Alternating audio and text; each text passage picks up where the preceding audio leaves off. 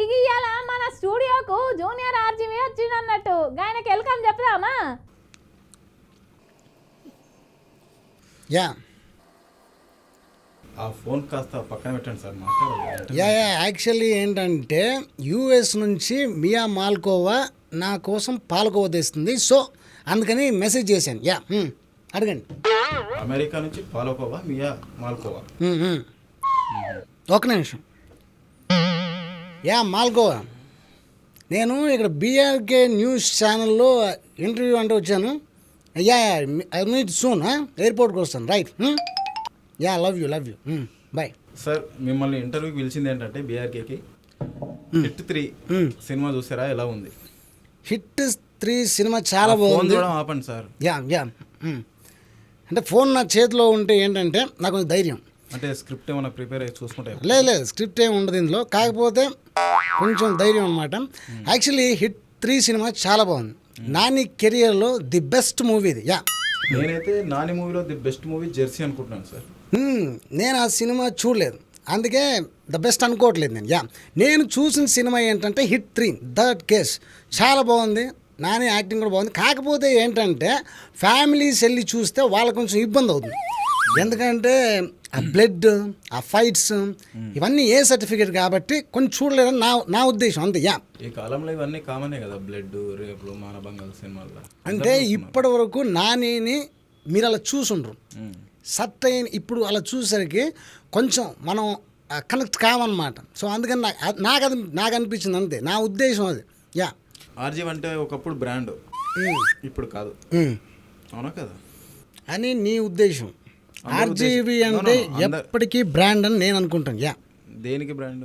అన్నిటికీ బ్రాండ్. శివ లాంటి సినిమా తీసి ఇండస్ట్రీని షేక్ చేసి ఆ తర్వాత చాలా మంచి సినిమాలు తీశారు, కొన్ని దయాల సినిమాలు తీశారు, అవి కూడా బాగుంటాయి. ఆ స్టేజ్లో ఉన్న ఆర్జీవి ఈ స్టేజ్కి పడిపోవడానికి కారణాలు ఏంటి?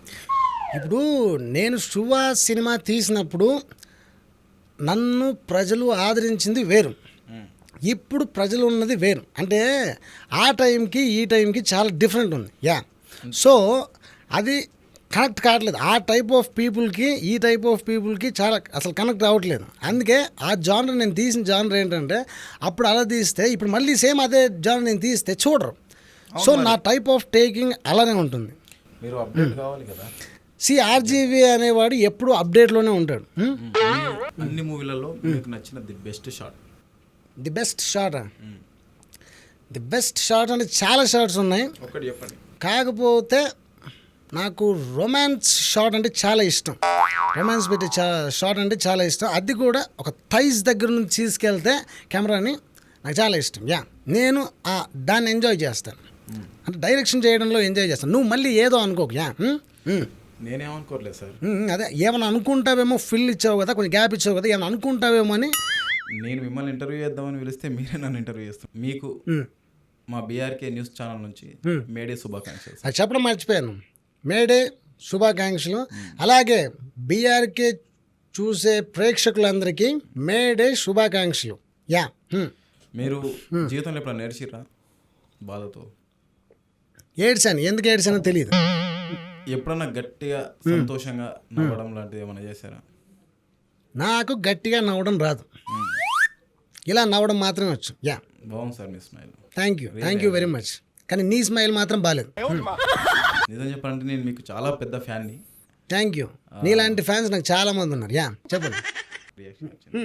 యా మాల్కోవా ఎక్కడి దాకా వచ్చావు? ఇక్కడ ఈడెవడో యాంకరు నస పెడుతున్నాడు అప్పటి నుంచి. యా నువ్వు తొందరగా వస్తే నేను పిక్ చేసుకుంటాను. సరే, బాహుబలి లాంటి సినిమా ఏమైనా నెక్స్ట్ ప్లాన్ చేయబోతున్నారా? యా బాహుబలి ఆల్రెడీ తీశారు కదా, మళ్ళీ ఎందుకు బాహుబలి లాంటి సినిమా?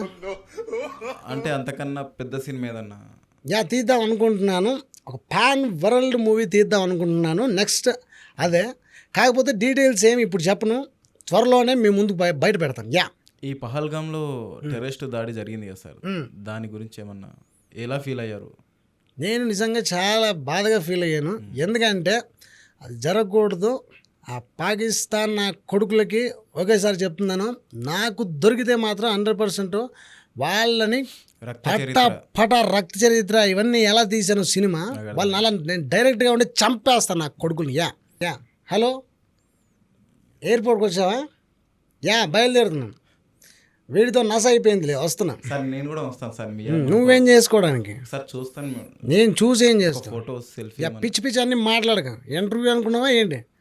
సో చూశారు కదండి, ఇది ఈరోజు ఇంటర్వ్యూ. ఏం అడిగాడో ఏం చేశాడో అసలు అర్థం కాలేదు. కాకపోతే ఇంటర్వ్యూ అయితే అయిపోయింది. నా మాల్కోవా నా కోసం ఎదురు చూస్తుంది. సో బాయ్, మళ్ళీ కలుద్దాం ఇంకో ఇంటర్వ్యూతో, ఓకేనా? సార్ నేను చెప్పాలి sir. You shut up you bloody. నేను చెప్పాను కదా, మళ్ళీ నువ్వేంటి చెప్పేది? మూసుకో. రైట్, థ్యాంక్ యూ అండి, thank you so much. Thank you very much.